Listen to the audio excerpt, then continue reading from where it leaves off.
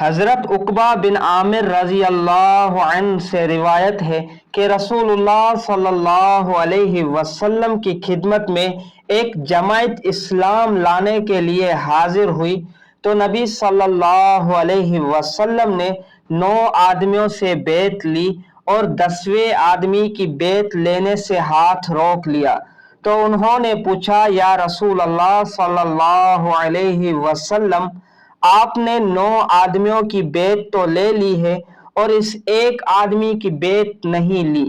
آپ صلی اللہ علیہ وسلم نے فرمایا، اس نے تمیمہ یعنی تعویذ، چھلا یا داغا وغیرہ باندھا ہوا ہے۔ چنانچہ نبی صلی اللہ علیہ وسلم نے اپنا ہاتھ آگے بڑھا کر اسے کاٹ دیا اور اس کے بعد اس سے بیعت لی۔ پھر فرمایا، جس نے تمیمہ یعنی تعویذ، چھلا یا داغا وغیرہ باندھا تو اس نے شرک کیا۔ حضرت ابو ہریرہ رضی اللہ عنہ فرماتے ہیں کہ رسول اللہ صلی اللہ علیہ وسلم نے مجھ سے فرمایا، کیا پیٹ میں درد ہے؟